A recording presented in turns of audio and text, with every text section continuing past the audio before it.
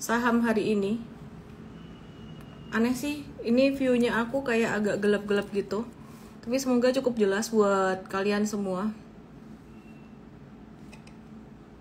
Saham rontok, galau atau excited?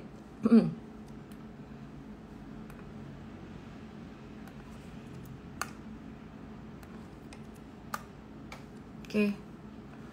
Ini HSG. Sementara trennya masih turun.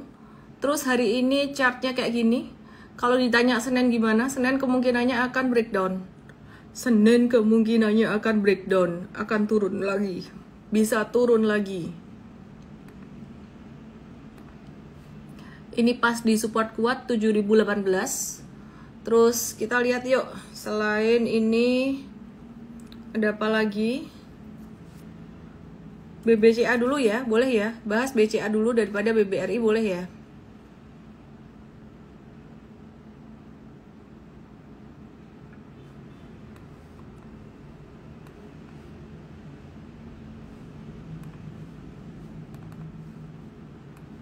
Oke, ini BCA. BCA-nya kemarin sempat naik, result laporan keuangannya oke, tapi BRI keluar laporan keuangan kok malah turun. Nanti aku bahas. Kemarin sebenarnya juga udah aku bahas sih. Terus kamera kabur, masa sih? Bener gak sih kamera kabur? Kayaknya lancar deh. Ini BCA-nya Senin bisa turun sampai 9350 di sini. BCA termasuk yang paling kuat menurutku dibanding perbankan yang lainnya. Masih ada sedikit kemungkinan dia mantul di 9600. Jadi skenarionya dua ini. Oke ya. Kita mau bahas abis itu BMRI dan kawan-kawan.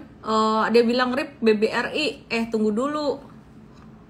Yang ini juga bakalan jatuh nih. BMRI ketinggian dia udah naiknya.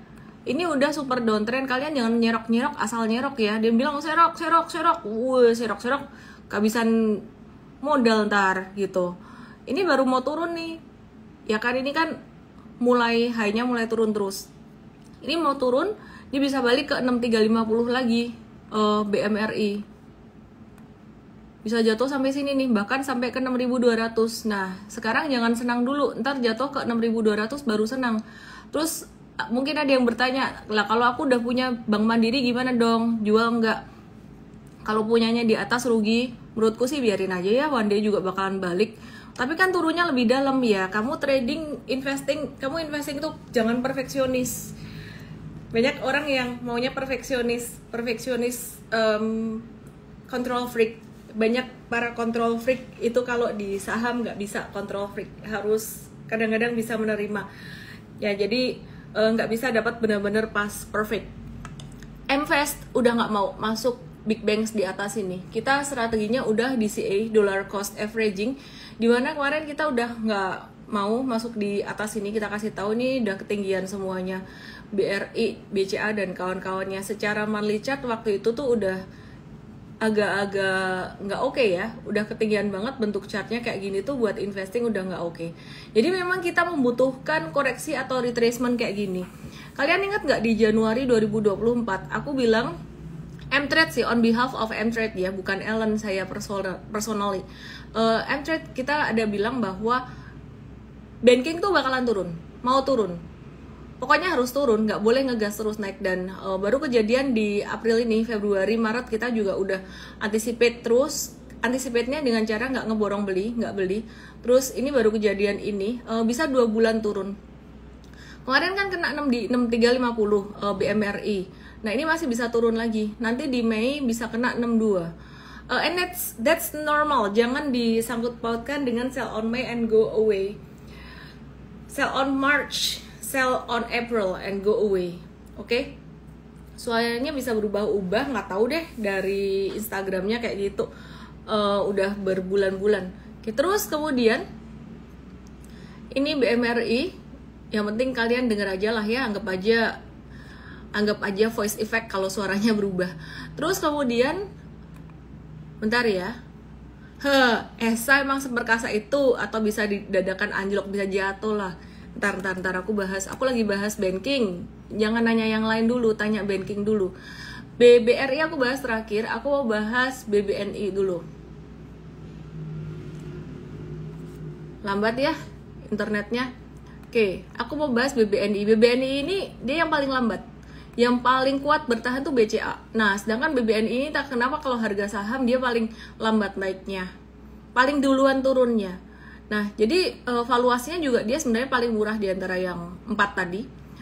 Dia masih bisa turun. BBNI udah agak terbatas sebenarnya di 5075, tapi aku mau kasih satu support lagi di sini.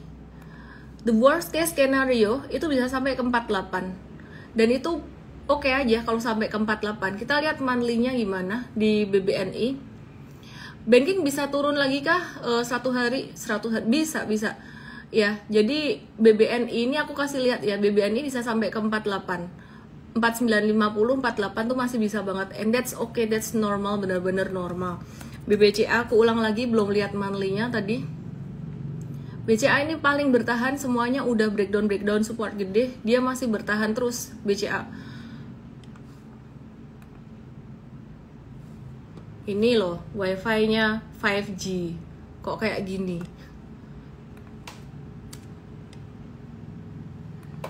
Ya ini dia BCA. Nih, perhatikan ya. Yang lainnya tadi itu udah merahnya tuh udah dalam-dalam gitu. Ini BCA dia masih di atas di sini nih. Nih, yang lain tuh udah jebol-jebol support gede, bahkan daily-nya udah jebol MA 100, dekat MA 200, beberapa saham yang lain. Tapi BCA ini dia masih ketahan di area sini, di support gedenya. BCA masih bisa turun nggak? Masih bisa sampai ke level 9000. Jadi level 9000. Ini daily-nya BCA. Gemes ya, ini buka chartnya ini banget. 9350 tuh support daily, tapi kalau support monthly-nya dia masih bisa turun sampai ke 9000, kemungkinannya tidak terlalu besar. Oke, sekarang kita ke BBRI. Ini bilang nih Andi Odang 82, bubar saham lagi hancur, woi. Aku kasih tahu yang namanya pergerakan. Kok jadi gini? Pencet apa tadi?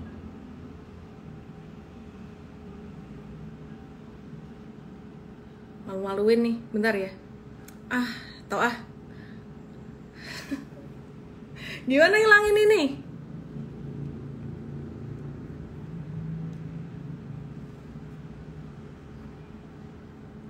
Udah gini aja. Kaget. Oke.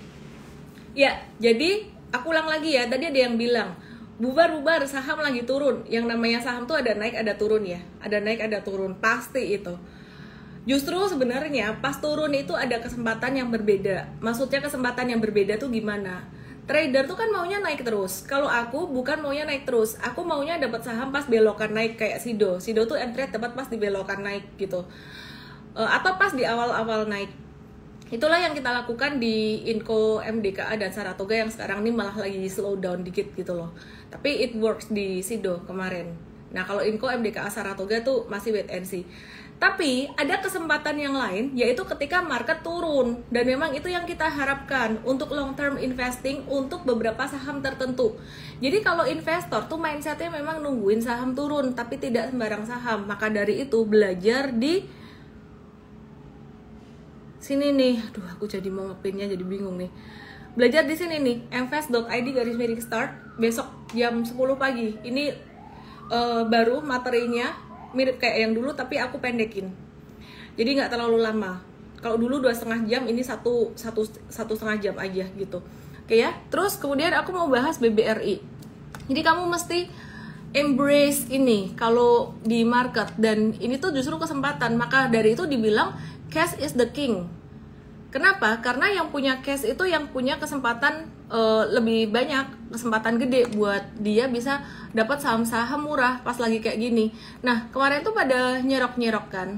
Prinsipnya kalau investing, aku tuh sebenarnya lebih suka pakai kata nyicil atau beli bertahap. Jangan pakai kata nyerok. Nyerok tuh mengandung kata all in semuanya.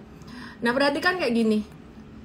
BRI dengan candlenya seperti ini, jatuh 6,21%, volumenya tinggi. Menurutku ya, lebih bagus jatuhnya makin cepat jatuhnya tuh lebih bagus daripada dia sideways kayak gitu. BRI bakalan bisa sampai ke 4560. aku kasih support yang lebih kuat lagi 4.400 bisa ya. Jadi 4650-an di sini sama 4.400 itu bisa. Terus kita lihat monthly chartnya. Kita lihat monthly chart ya. Perhatiin di sini. Tetap saja jualan yuk dong. I'm confident gitu loh. I'm giving a very good value for you. Perhatiin di sini. Nyicil bertahap itu kayak average down nggak sih? Mindsetnya bukan average down. Average down tuh aku nggak suka mindsetnya. Kalau turun beli lagi, turun beli lagi. Nyicil bertahap itu emang udah direncanakan. Ya mindsetnya beda. Jadi memang udah direncanain. Nggak peduli dia turun ataupun naik. Bedanya nyicil bertahap dengan average down tuh gini. Nyicil bertahap harapannya kan turun beli. Tapi kalau ternyata belok naik, dia nggak turun, dia ternyata belok naik, kita tetap nyicil beli. Tapi kalau average down tuh berharap turun terus. Kalau pas belok naik nggak mau beli gitu loh, jadi malah hilang kesempatan. Oke, terus perhatiin di sini, ini BRI candlenya kayak gini, bagus daripada jatuhnya dikit-dikit dan sideways. Bisa sampai ke 4.400, manfaatkan baik-baik. Kalau dia sampai ke 4.400, jangan habisin duit juga. Jarang banget BRI itu kena MA 100 monthly. Biasanya kena 50 monthly doang. Ini aku kasih warna pink ya, warna pink biar kelihatan beda. 4.400. Nah terus dia bisa jatuh lagi kalau misalkan sampai kebablasan banget tuh di 3.800, tapi kemungkinannya kecil. Karena kemungkinannya kecil, aku kasih garis putus-putus, dashed line. Ya, jadi ini kemungkinannya kecil. Oke, sampai di sini gimana perasaanmu? Aku bilang BRI bisa turun sampai level 4.400. Kamu senang atau malah takut? Tapi belum ada duit di RDN, ya wes nggak apa-apa. Senang atau takut? Ini kalau yang ini filternya Beautify-nya agak kebablasan, tapi ya sudahlah daripada yang tadi. Senang atau takut? Tambah galau. Oke, kalau tambah galau, aku mau kasih tahu kalian satu lagi. Supaya kalian nggak galau, nanti dia path-nya, ini kan monthly chart ya. Monthly chart-nya kayak gini ya, dia turun, bakalan turun. Misalkan sampai 4.400. Oh, bablas lagi nih misalkan sampai ke 3.800. Ini bakalan gini. Nah, aku kasih tahu masa depannya. Kok bisa ngebaca masa depan? Probability lah, ya. Kayak gini. Kira-kira yang tadi galau, sekarang jadi seneng nggak? Kalau ngelihat pattern kira-kira ke depan bakal begini. Ya, meskipun nggak secepat ini ya. Oke, seneng ya. Netral aja. Itu yang terbaik. Oke, yuk kita lanjut ya. Berarti BBRI itu intinya dalam jangka pendek masih bisa turun. Nggak bakal 3.200, gak usah ngarep sampai segitunya Kristanto. Oke, kita ke BBTN. BBTN yang trading and trade habis cut loss. Ya, jadi BBTN ini dia membukukan laba bersih. Itu naik 7,4% secara tahunan dan loan growth-nya itu naik 14,8%. Tapi karena memang kondisi secara makro global lagi berharap The Fed turunin suku bunga, tapi suku bunganya gak turun-turun. Sehingga hari ini BBTN pun ikut breakdown.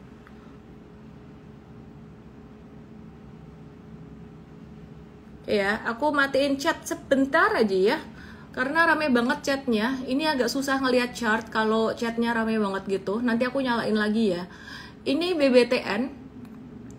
BBTN ini dia sangat lekat sekali dengan sektor properti kan ya. Nah, properti ini jadi agak kurang bagus.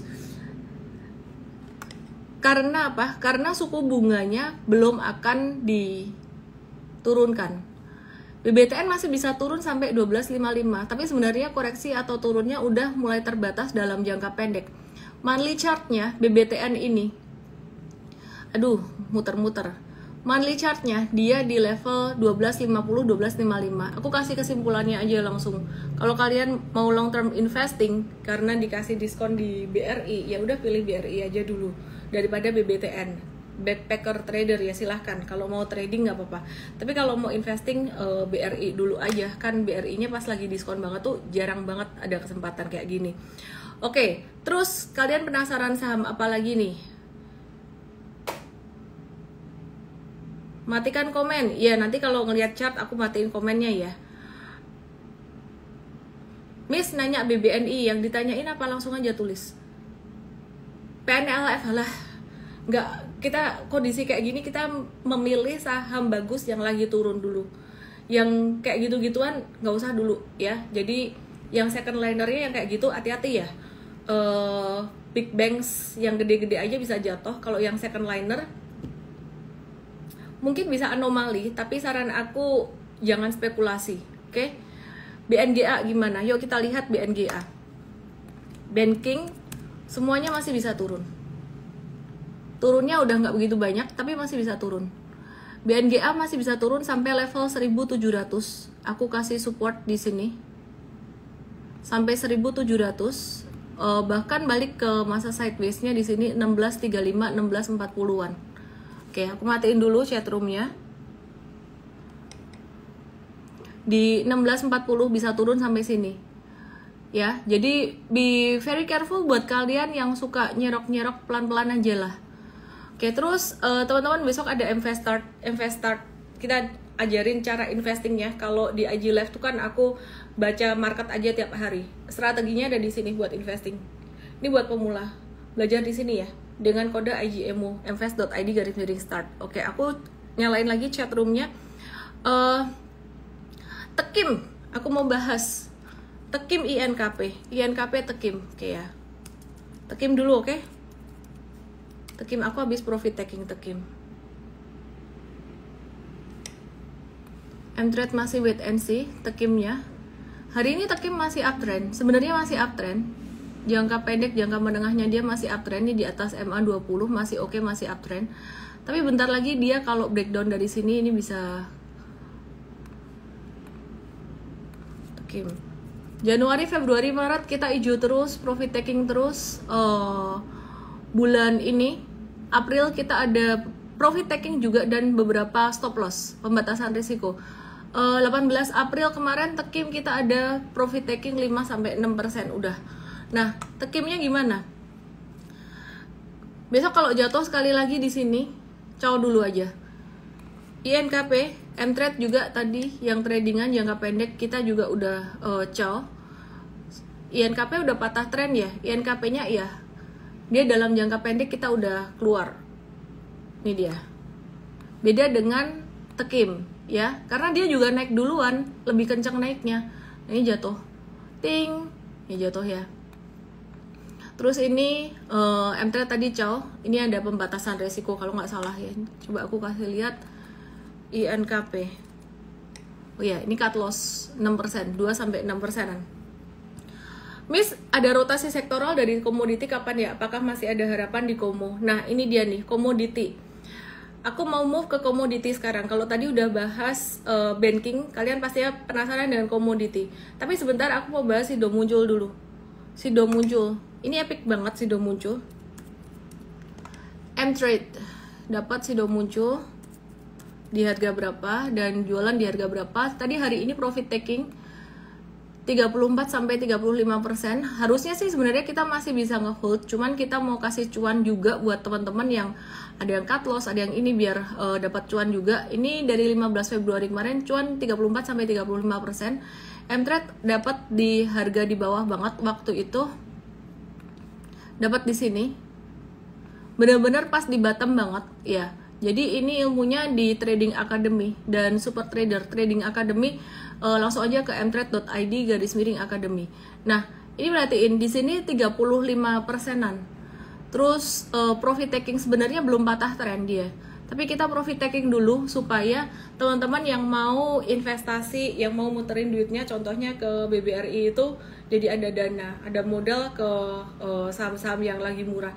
But be very careful, jangan buru-buru, oke? Jadi kongret, siapa di sini yang cuan Sido muncul dan cuan Sido muncul bareng dengan M-Trade, kongret. Ini sekalian menjawab pertanyaan dari Bernadette Adeline.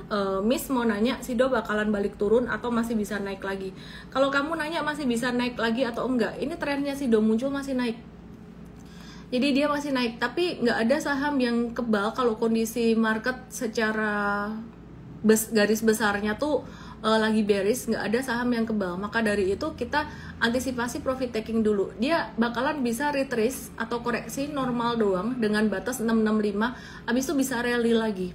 Cuman M-Trade memutuskan profit taking dulu, nanti kalau dia rally lagi kita akan buyback lagi gitu. Kenapa? Karena supaya trader-tradernya bisa punya cash dulu. Oke ya.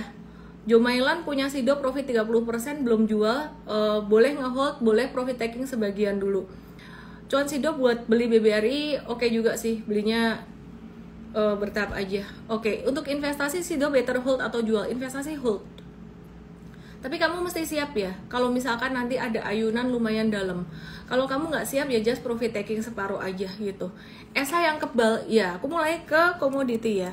ESA ini kebal banget nih, parah nih, nggak mau turun dia. Ini luar biasa. ESA, Surya ESA Perkasa dulu namanya. Kita lihat ya. Kayak ini dia. Dia nggak mau turun. Tapi sebentar lagi dia turun. Jangan diajar di atas. Sekarang marketnya lagi kayak gini. Cara tradingnya adalah wait and see.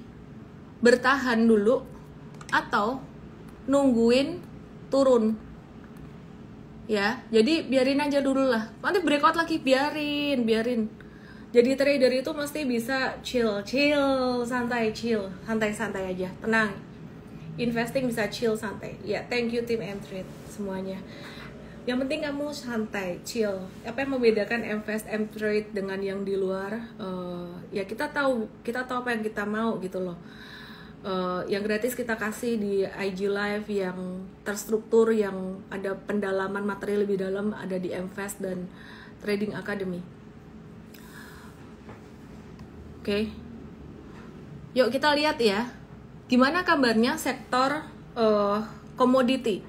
Komoditi itu menarik banget, tapi sebelum ke komoditi, aku mau bahas USD, rupiah, dan DXY. DXY itu indeks dolar Amerika. Oke, perhatikan di sini. Saya sabar. Aku mau matiin chatroom dulu, boleh ya? Aku matiin chatroom dulu sebentar ya. Ini rupiah kita. Rupiah kita ini lagi agak-agak melemah lagi. Nah, kalau bisa diperhatikan patternnya dia bakalan sideways di samping ngebentuk flag. Dan masih lemah, rupiahnya masih slow down gitu.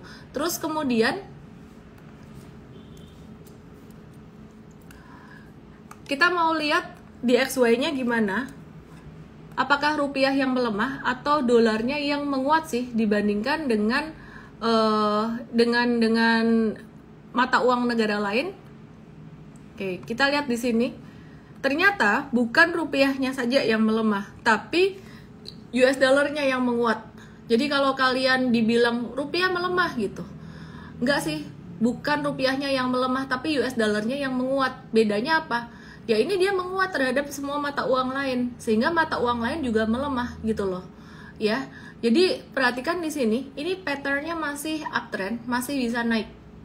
Oke, jadi just wait and see dulu. Terus kemudian aku mau kasih kalian lihat US 10 years bond yield. Nah ini tuh penting banget diperhatiin karena dia relate banget sama saham. US 10 years. US 10 years bond yield. Ini kenapa US 10 years naik? Nih, dia masih naik terus. Ini saham bakalan masih bisa turun nih. Ini kan udah kita perhatiin ya, sebenarnya dari bulan Januari Februari kemarin. Kalian ingat gak sih aku nyalain komennya ya? Kalian ingat gak? Kita tuh udah bawel banget soal US 10 years naik dari Januari Februari. Kalau kalian ingat di Januari Februari kemarin, ya kita udah anticipate ini. Trennya waktu itu udah naik. Dan sekarang tren naiknya lebih cepat lagi. Nih, dia tren naiknya dia lebih cepat lagi, lebih ngegas lagi nih. Perhatiin. 1, 2, 3. Jadi makin cepat. Ya. Artinya apa? Kalau tren naiknya makin cepat gini, dia naiknya juga bakalan makin cepat. Kesimpulannya, kebalikannya, IHSG bakalan jatuhnya makin cepat. Jadi kalian siap-siap ya. Kalau IHSG-nya jatuh, dia jatuhnya bakalan lebih drastis. Ditandai dengan saham-saham blue chips. Big banks-nya tuh jatuhnya tuh drastis banget gitu loh. Nah, kenapa sih US 10 years ini naik? Ini artinya kan imbal hasil 10 tahunan obligasi pemerintah Amerika gitu loh. Karena adanya aksi jual di pasar treasury. Konsepnya, jika terjadi aksi jual yang besar, imbal hasil akan semakin naik, sedangkan harga treasury itu semakin turun gitu. Nah, harga treasury itu kodenya ini sebentar, US 10, kita lihat. Ini kebalikan, harganya ini, kalau ini harganya makin turun, ini kayak IHSG ya. Terus ini imbal hasil US 10 years-nya, ini makin naik. Gitu. Kenapa ada aksi jual treasury? Karena suku bunga ya. Jadi suku bunga The Fed itu diekspektasi bakalan diturunin gitu loh, tapi nggak diturun-turunin, jadi dia naik. Intinya gitu aja lah.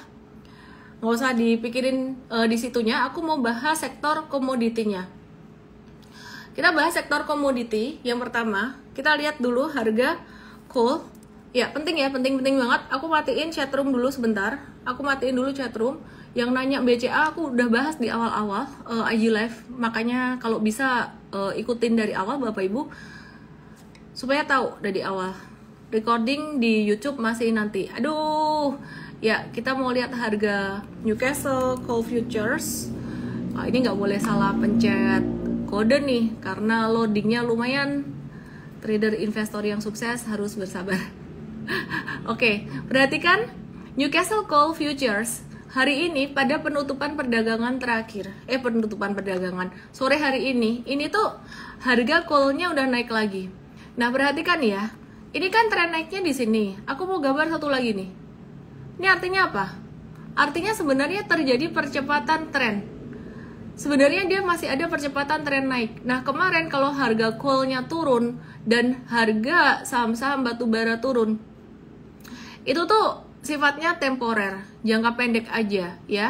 Jadi permintaan batubara di China ini diperkirakan akan terus menjadi penggerak utama permintaan batubara global. Meskipun nanti harga batu bara itu bakalan ketahan di 141. 141 ini kejadian mungkin beberapa hari lagi. Jadi agak-agak slow down untuk harga batu baranya, tapi slow downnya arahnya naik gitu. Jadi kemungkinan permintaan batu bara ini akan tetap tinggi, harganya bisa naik dalam beberapa tahun ke depan. Gitu, meskipun di China udah mulai banyak EBT juga, energi baru terbarukan gitu. Oke, terus kemudian kita mau lihat nikel. Agak-agak rising ngelihat filternya agak kebablasan. Mari kita lihat nikel ya di London Metal Exchange, LME. Nah, harga nikelnya tuh masih uptrend dan mulai dia mengalami pembalikan arah dari tren turun sideways dan uptrend. Dan kalau dilihat secara garis trennya juga ini sama seperti coal, dia mengalami percepatan tren. Ini juga sama, mengalami percepatan tren. Nah, ini selama masih ada perang ya, jadi faktor geopolitik Rusia, Ukraina, Israel, Iran itu masih berpotensi mengganggu supply komoditi, baik oil, metals, dan semua komoditi energi lainnya gitu.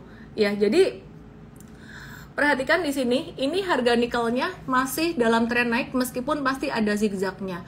Sekarang kita mau lihat tin futures.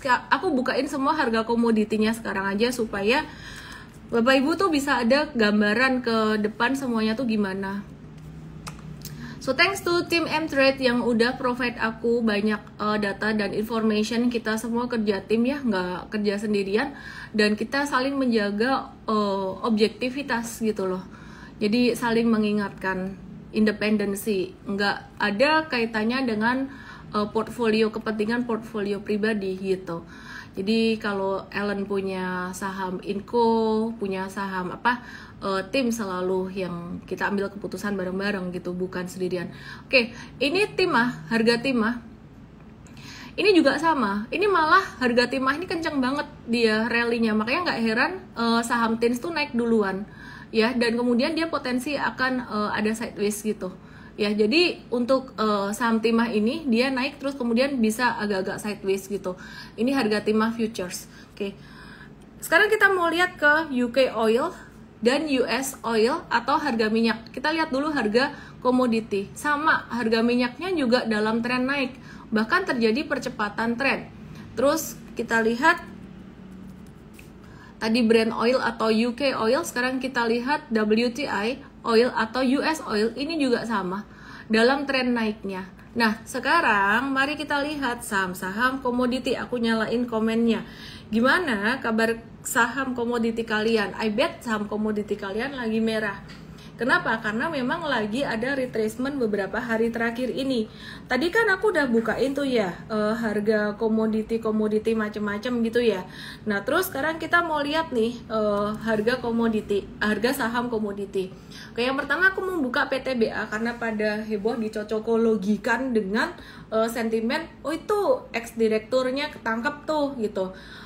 Ex direktur ketangkap. Oke, kalau dibandingin dengan kasusnya yang di Timah atau Tins, lebih parahan kasus di Timah kali ya, atau di Tins kali ya gitu loh. Tapi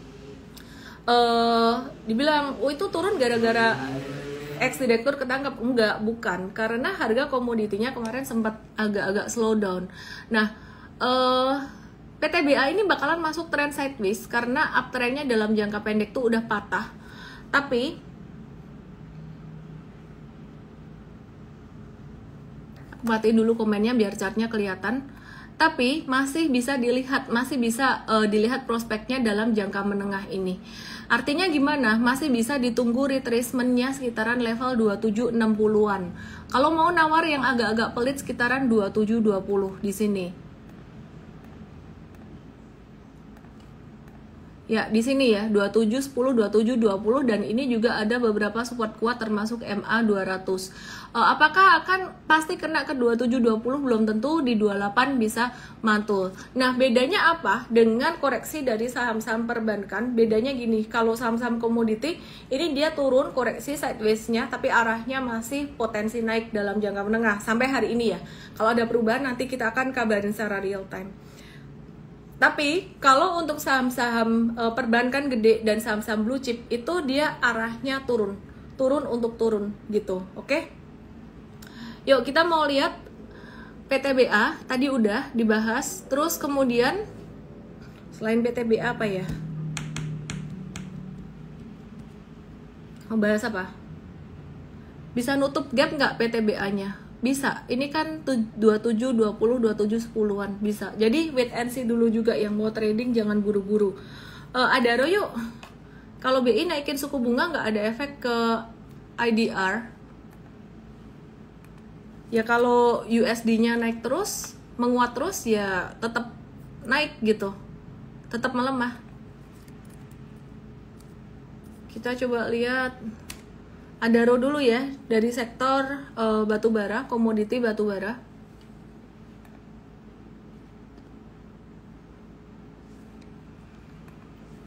Duh, loadingnya nih loh lambat banget.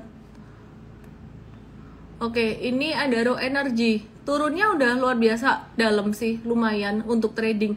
Tapi kalian perhatiin nggak sih, ini turunnya 3 hari nggak ada volume. Ini patah tren jangka pendek, tapi nggak ada volume. Ya objectively tetap sideways lah, dia udah nggak uptrend lagi tapi sideways gitu loh. Cuman dia koreksinya nggak bakalan sampai kayak sektor perbankan. Kalau perbankan dia bakalan masih jatuh gitu.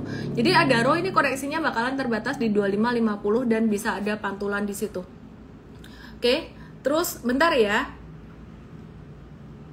Apa penyebab USD makin kuat tadi udah dibahas. Salah satunya tentang US 10 years. Turn off comment dulu sebentar biar kelihatan. Abis Adaro, aku mau bahas sektor komoditi yang lainnya. Kalau tadi PTBA dan Adaro tuh udah mewakili sektor komoditi batubara, aku mau bahas Tins atau Timah. Muter-muter dulu. Tins kita habis profit taking 19 sampai 28%, 24 April di sini, di atas ini. Nah, ini turunnya udah mulai terbatas. Kita masih nungguin, belum re-entry lagi, wait and see di 770, di mana 770 itu level best price-nya kita. Dan 770 ini ada MA 200 juga. Jadi 770 itu merupakan level yang cukup bagus ya buat Tins. Kalau misalkan mau re-entry. Oke, terus kemudian wait and see dulu. Porsi money managementnya untuk komoditi jangan terlalu banyak. Alokasikan duit untuk investing juga ya. Oke, sekarang kita ke Inco.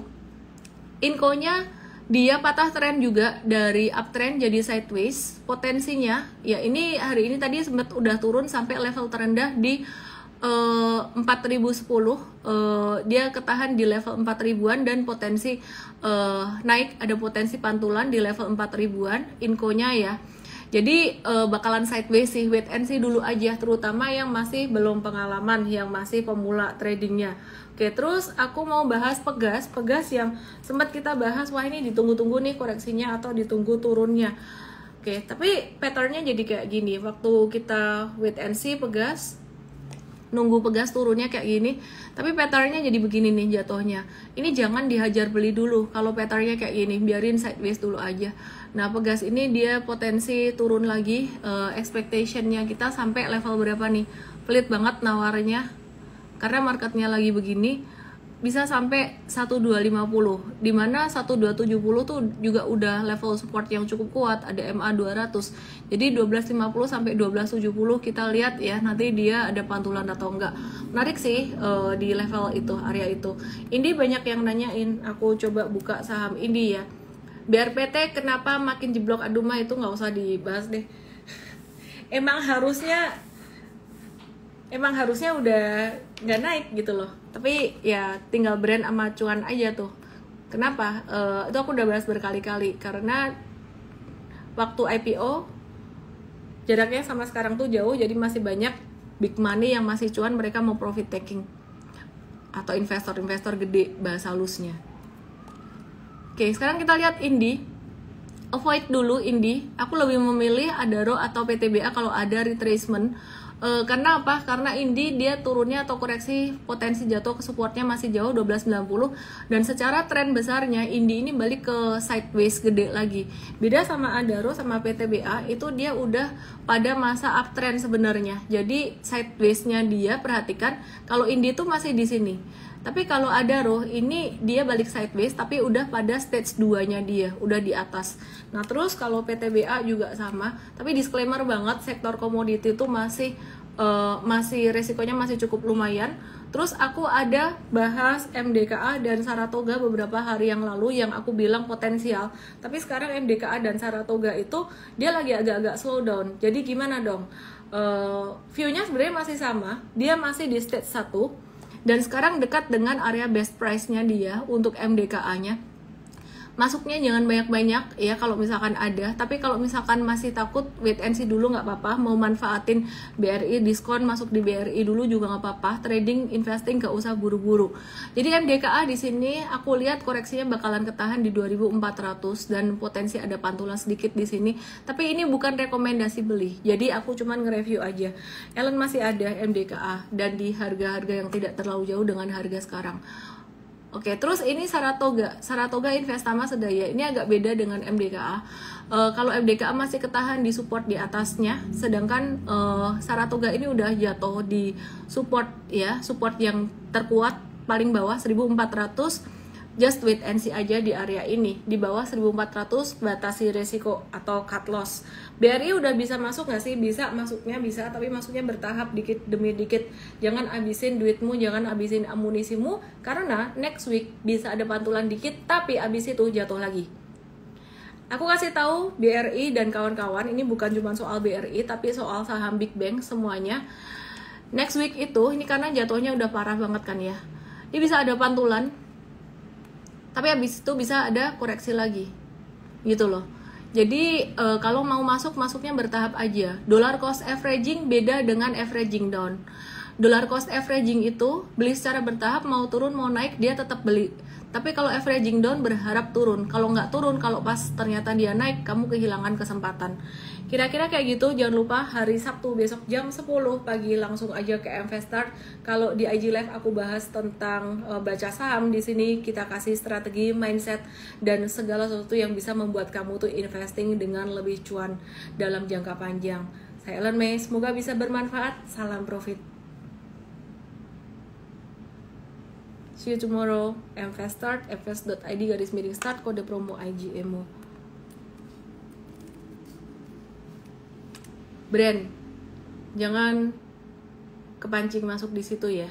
Ini udah nggak rasional. Be very careful. Ini kalau aku perhatikan mekanisme market itu komoditi pada turun. Ini naik, volumenya kecil. Jangan sampai jadi tempat cuci piring kalian. See you tomorrow. Bye.